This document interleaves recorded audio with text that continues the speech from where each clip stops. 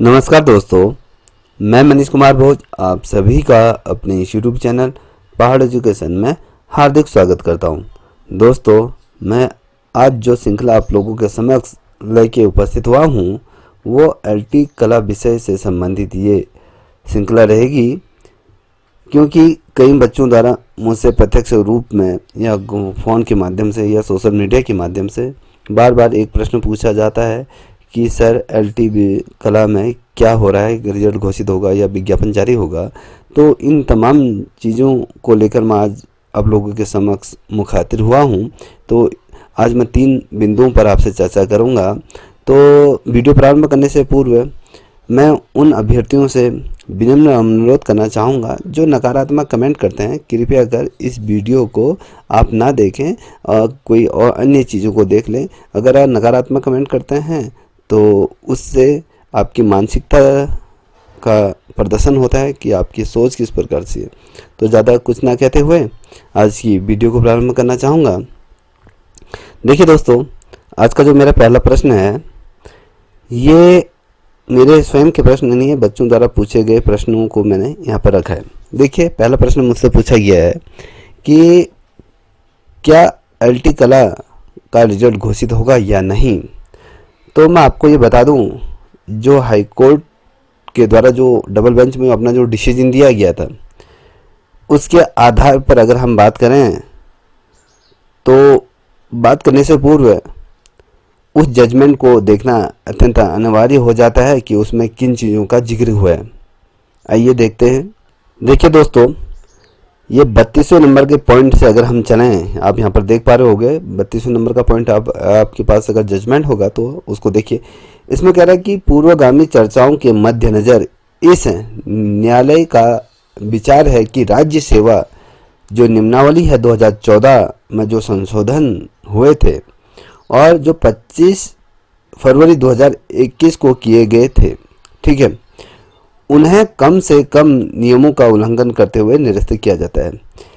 कहने का मतलब है कि 2014 में जो राज्य की जो निम्नावली बनी थी तो उसके आधार पर अगर हम बात करें तो 2021 में जो एलटी विषय का जो विज्ञापन जारी हुआ था तो 2014 का विज्ञान जो निम्नावली है जो संशोधन है उसका क्या करता है, उल्लंघन करता है कि इसमें जो बीएड की जो अर्हता रखी गई थी उस अर्हता को समाप्त करते हुए इसमें जो ग्रेजुएशन स्तर का जो इसमें विज्ञापन जो जारी कर दिया था सर्वप्रथम तो पहले वो उल्लंघन माना गया है। ठीक है, ये मेरा कहना नहीं है, ये आपके जो हाईकोर्ट का जो डबल बेंच का जो फैसला है तो उसके आधार पर कह रहा हूँ। ये मैं प्रत्यक्ष तौर से अपने मन से कोई कहानी नहीं कर रहा हूँ। ठीक है, ये क्या है, ये जो विज्ञापन जो जारी हुआ था 2021 में जिसमें ये कहा गया था कि जो स्नातक श्रेणी के जितने भी अभ्यर्थी हैं तो इस भर्ती प्रक्रिया के अंतर्गत उनको सम्मिलित किया जाए। ठीक है, तो इस चीज़ का ये क्या कर रहा है, उल्लंघन मान रहा है। तो और साथ ही अगर हम बात करें NCTE विनियमन 2014 द्वारा जो निर्धारित शैक्षिक योग्यता है, अगर उसकी बात करें तो उसके तदनुसार यहाँ पर विशेष अपील और क्या की थी, रीट याचिकाओं की अनुमति दी जानी चाहिए, ऐसा यहाँ पर कहा गया था। ठीक है, अब देखिए ये जो पॉइंट है जो सबसे ज़्यादा महत्वपूर्ण है। ठीक है, 33वें नंबर का यहाँ पर अनुमति, यहाँ पर इनको रीट दायर करने की तमाम चीज़ें दी गई थी। और 34वें नंबर का देखिए यहाँ पर कह रहा है विशेष रूप से विशेष अपील और रीट याचिकाएं हैं और राज्य सेवा निम्नावली 2014 में जो 25 फरवरी 2021 को जो जारी किए गए जो संशोधन के अकॉर्डिंग, ठीक है, NCT विनियम 2014 द्वारा निर्धारित जो शैक्षिक योग्यता के उल्लंघन में है। देखिए, जो 2014 या NCERT के जो मानक थे और राज्य के जो सेवा निम्नावली है 2014 के आधार पर अगर हम बात करें तो ये जो भर्ती का जो विज्ञापन जो बाद में संशोधन किया गया तो वो सिरे से क्या करते हैं, खारिज यहाँ पर किया गया है। ये क्या है, वो जो नियम बनाए गए थे, जो संशोधन था वो उसका क्या उल्लंघन करती है। इसमें इस चीज़ की यहाँ पर कहीं भी ये कोताही नहीं देती कि ये अधिकार नहीं देता है कि आप इन निम्नावली का संशोधन कर सकते हो। ठीक है, और अगर हम बात करें तो 2014 द्वारा जो निर्धारित जो शैक्षिक योग्यता था उसका क्या सरासर यहाँ पर उल्लंघन किया गया है राज्य सरकार द्वारा।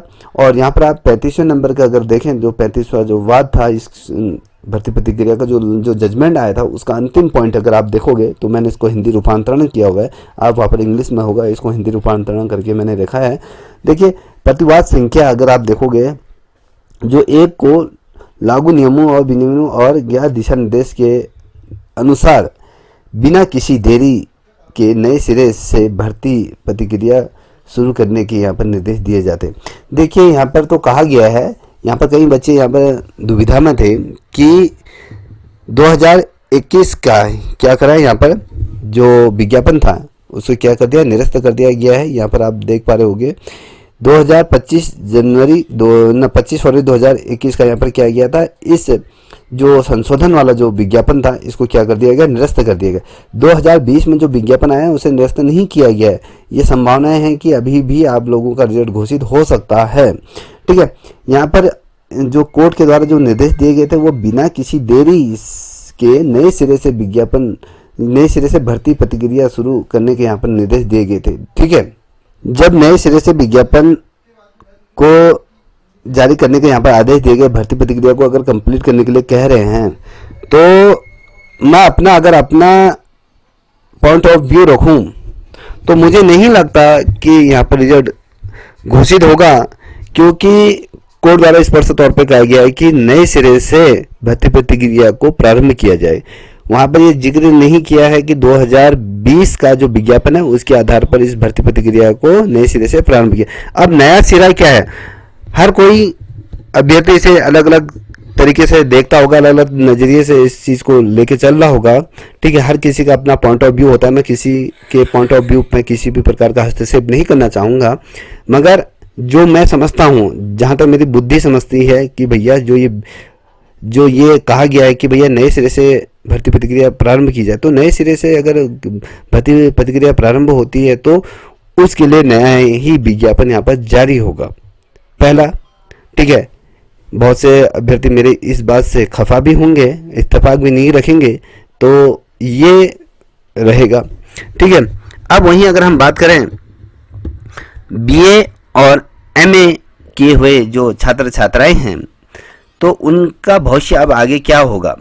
अब सभी एमए और बीए किए हुए जो अभ्यर्थी हैं, आप लोगों का जो 3 साल जो बर्बाद हुआ है 2020 से लेकर 2023 का, जो ये साल जो 3 साल बर्बाद हो चुके हैं, तीसरा साल रन की तरफ है, तो ये संपूर्ण रूप से जो बर्बाद किए गए हैं, ना कहीं उसका जो कसूरवार है वो आपका कहीं ना कहीं आयोग और सरकार की लीपापोती के माध्यम से आपका भविष्य कहीं ना कहीं बर्बादी की तरफ ये पहुंचा। अब बहुत से अभ्यर्थी कहेंगे कि इसमें ये समझना होगा कि भैया पहले बीएड कर लेना चाहिए, ये होना चाहिए। तो इससे पूर्व ये पता भी तो नहीं था कि हाँ ये क्या रियल में बीएड नहीं मांगा जाएगा कहीं पर ही, पर जो विज्ञापनों के माध्यम से या समाचार पत्रों के माध्यम से ये भी नहीं बताया गया, या कहें जो यूनिवर्सिटियाँ हैं जहाँ से ये कोर्स होता है तो वहाँ पर भी इस चीज़ को बताना अत्यंत अनिवार्य हो जाता है बच्चों को कि आगे अगर आपको टीचर बनना है तो आपको बीएड करना ही होगा। तो कहीं ना कहीं ये राज्य सरकार के आयोग की भी खामियां हैं। जो नई जो शिक्षा निम्नावली जो बनी थी, तो हर कोई इन निम्नावली को पढ़ नहीं सकता है, और उन बच्चों को, जो बच्चा नया फ्रेश आया हुआ है, तो वो ये निम्नावली या जो संशोधन है वो इन चीज़ों से अनभिज्ञ होता है। उनको क्या पता है कि क्या हो रहा है। अब मान लीजिए 2020 में कोई विज्ञापन जारी हुआ है, जो आने वाले जो छात्र जो एलटी ड्राइंग की तैयारी कर रहे हैं, तो उनको क्या पता है कि भैया आगे क्या होगा, कोई ऐसा मार्गदर्शक भी होना चाहिए। तो कहीं ना कहीं मुझे लगता है यहाँ पर जो ग्रेजुएशन स्तर की एमए वाले जो अभ्यर्थी हैं उनका भी कहीं ना कहीं कोई कसूर नहीं है। जो कसूर है वो कहीं ना कहीं सरकार का है। ठीक है, हर कोई अपनी जगह पे सही हो सकता है, मैं उसको गलत नहीं ठहराऊंगा। अब मैं जो स्नातक श्रेणी के जो जितने भी तमाम अभ्यर्थी हैं, मैं आप लोगों से ये गुजारिश करूंगा, क्योंकि आपका यहाँ पर 2.5 साल बर्बाद पूर्ण रूप से हो चुका है। अब देर ना करते हुए, क्योंकि 2026 तक का जो लक्ष्य रखा गया है राज्य सरकार द्वारा, 8,000 शिक्षक भर्तियों को यहाँ पर ये करने जा रहा है। चाहे प्रवक्ता संवर्ग की बात करें या एलटी संवर्ग की बात करें या फिर आपके प्राथमिक स्तर की अगर बात करें, आप लोग देरी ना करते हुए जो बीएड कॉलेजों में आप एडमिशन प्रारंभ करें लेना, क्योंकि आगे जो भर्ती आएंगी, जो भर्ती होगी वो बीएड के आधार पर ही ड्राइंग की यहाँ पर होगी। अब उसमें टीटी मांगे ना मांगे वो अलग मुद्दा है। तो आप लोगों के पास इस भर्ती प्रक्रिया में सम्मिलित होने के लिए जो अर्हताएँ एनसीईआरटी के द्वारा जो निर्धारित की गई हैं, कम से कम उस योग्यता को आप परिपूर्ण करें और इस भर्ती प्रक्रिया में कहीं ना कहीं सम्मिलित होने योग्य अपने आप को यहाँ पर बनाएं। ठीक है। अब वहीं जो एमए वाले जो अभ्यर्थी हैं, मुझे लगता है वो मेरे से खफा भी होंगे। ठीक है। तो मैं भी आप लोगों से यही रिक्वेस्ट करूँगा कि आप एलटी की अगर सोचते हैं या प्रवक्ता संवर्ग की सोचते हैं तो प्रवक्ता के लिए भी बीएड अनिवार्य होता है। तो आप प्रवक्ता के लिए भी सोचें और साथ ही एलटी के लिए। अगर आप, मैं ये नहीं कहता हूँ कि भैया आप हाई कोर्ट ने अगर इसे खारिज कर दिया गया तो मैं होता कौन हूँ, एक छोटा सा व्यक्ति हूँ। जो नियम कानून जो बनाए जाते हैं वो राष्ट्रीय स्तर पे बनाए जाते हैं, राज्य स्तर पे बनाए जाते हैं, उसमें हमारा कोई प्रतिभाग नहीं होता हम लोगों का उसमें।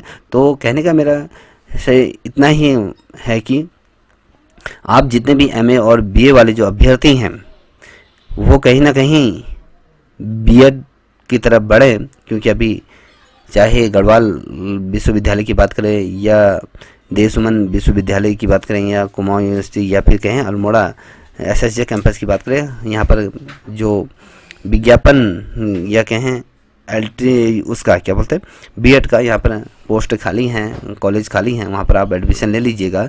यहाँ पर अभी ये विज्ञापन रिलीज मुझे नहीं लगता इतनी जल्दी होगा और इसका जो रिजल्ट भी घोषित इतनी जल्दी नहीं होगा, क्योंकि आप लोगों को पता है कि आप लोगों का रिजल्ट अभी तक खुला नहीं है।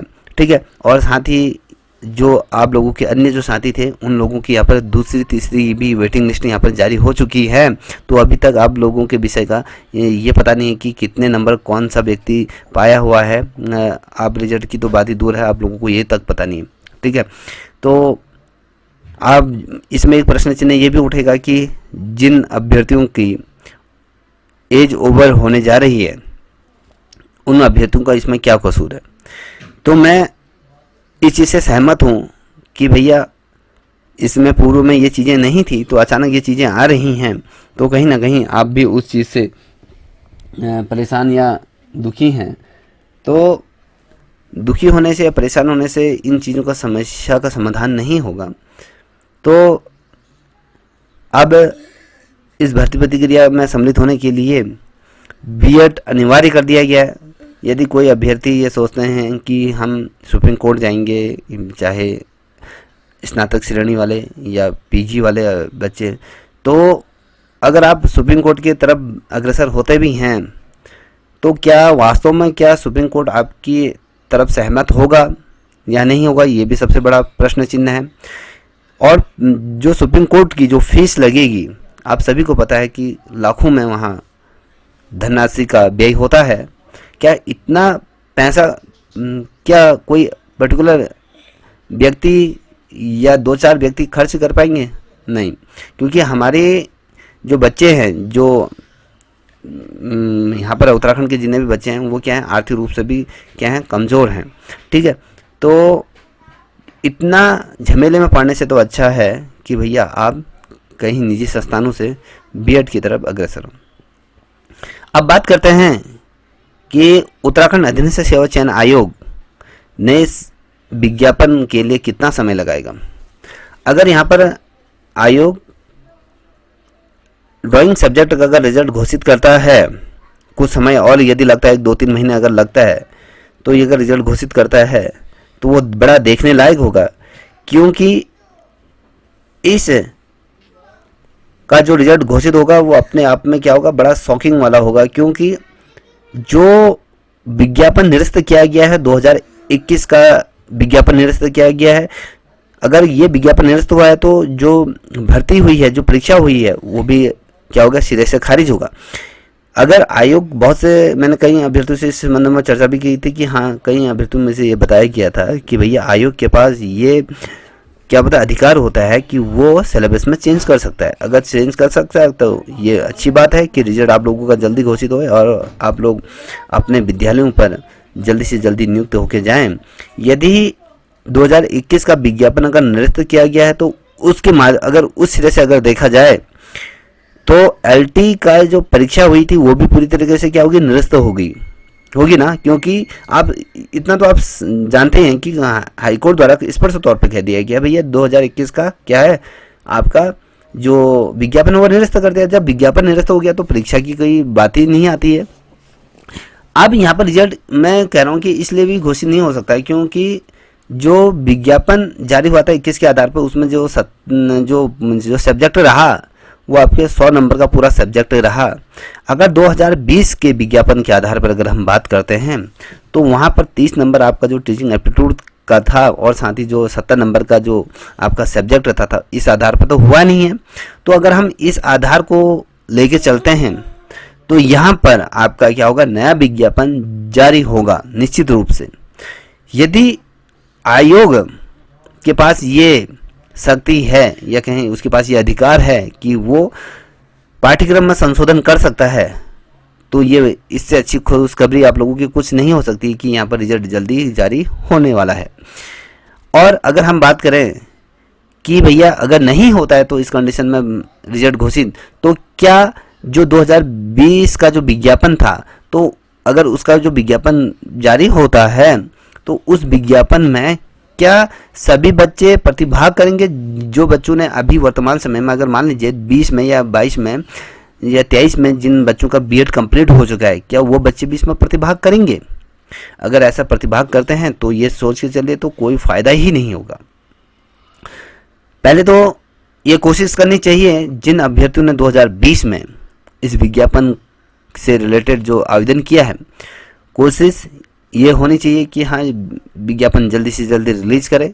और ये मांग होनी चाहिए कि इस विज्ञापन को सिर्फ वही अभ्यर्थी इसमें पार्टिसिपेट करेंगे जिन अभ्यर्थियों ने 2020 में इस भर्ती के अंतर्गत किया गया प्रतिभाग किया है, वही अभ्यर्थी इसमें क्या करेंगे, इस विज्ञापन को भरने योग्य रहेंगे। और जो 2020 के बाद जिन अभ्यर्थियों ने इसमें प्रतिभाग करने का मौका नहीं मिलेगा, अगर ऐसा होता है तो कहीं ना कहीं आप लोगों के लिए अच्छा होगा। मुझे जहाँ तक लगता है कि सरकार इस प्रकार का डिसीजन नहीं देगी, क्योंकि यहाँ पर अगर इस प्रकार का अगर विज्ञापन जारी होता है तो जो नए बच्चे हैं जो एक शिक्षक बनने की राह देख रहे हैं कि हाँ विज्ञापन आए और हम उसको करें, क्योंकि योग्यताएं संपूर्ण रूप से उन लोगों ने भी क्या करी, परिपूर्ण कर चुके हैं, कहीं ना कहीं वो अभ्यर्थी भी कहीं ना कहीं हाईकोर्ट पहुंच जाएंगे, क्योंकि हमें भी इस भर्ती प्रक्रिया में क्या करें, सम्मिलित करें। जिस प्रकार से स्नातक स्तर के जो बच्चे थे, जब एलटी का जो रिजल्ट घोषित हुआ था, तो ये अभ्यर्थी तमाम जब नेताओं से या सरकारों से मिले, आयोग से मिले कि भैया इस भर्ती प्रक्रिया में हमें सम्मिलित करें, तब जाके संशोधन हुआ था। कहीं ना कहीं ऐसी परिस्थितियां आप लोगों को यहाँ पर देखने को मिलेंगी। तो हमें सबसे पहले प्राथमिकता ये होनी चाहिए कि भैया 2020 के आधार पर अगर आयोग के पास ये अधिकार है तो ये जो पाठ्यक्रम में संशोधन हो सकता है, तो इसको रिजल्ट घोषित करना ही चाहिए। कम से कम 232 बच्चों का तो भला हो, वो बच्चे चाहे वो किसी भी हो, कोई भी हो, ठीक है, वो जो योग्य बच्चा है वो बच्चा सिलेक्शन पाके विद्यालयों पे जाए। जो योग्यताएं जो फुल करता है उसे यहाँ पर मौका देना चाहिए। बहुत से बच्चे मुझे लगता है कि इस वीडियो से नाराज़ भी होंगे, मगर मेरे से नाराज़ होने या ना होने से जो हकीकत है वो परिवर्तित तो नहीं होगी। जो चीज़ है उसमें किसी भी प्रकार का बदलाव तो नहीं होगा। अब मैं अंतिम प्रश्न की अगर बात करूं, मैं उन तमाम बच्चों से भी रिक्वेस्ट करूंगा जो हाई कोर्ट की तरफ या कहें या फिर सुप्रीम कोर्ट की तरफ जो बढ़ रहे हैं, तो मैं चाहूँगा कि उस तरफ अग्रसर ना होते हुए यहाँ पर विज्ञापन जारी करने की यहाँ पर मांग उठाएं और उसमें स्पष्ट तौर पे ये कहें कि भैया 2020 में जिन अभ्यर्थियों ने इसमें प्रतिभाग किया था वही इस भर्ती में क्या करेंगे, फॉर्म को फिलअप करेंगे। अगर सुप्रीम कोर्ट में अगर ये मुद्दा जाता है, जिस प्रकार से KBS का आप लोगों ने प्रकरण देखा ही होगा, वही प्रकरण यहाँ पर भी देखने को मिलेगा। तो अगर जाते हैं तो वहाँ अगर यहाँ पर राज्य सरकार हाईकोर्ट के अंदर अगर हम बात करें, 2.5 साल का समय आप लोगों को यहाँ लगा, तो सुप्रीम कोर्ट में कितना समय लगता है, क्या डेट मिलती है, कितनी राउंड की हियरिंग चलती हैं, ये अपने आप में देखने लायक होगा। यहाँ वहाँ जाओगे तो आपका जो धनराशि व्यय होगी, आर्थिक रूप से भी आपको मार पड़ेगी, और साथ ही ये जो विज्ञापन जो जारी होना चाहिए, जो आप लोगों को जहाँ पर नियुक्ति जल्दी मिलनी थी वहीं ना कहीं वो डिले हो जाएगा।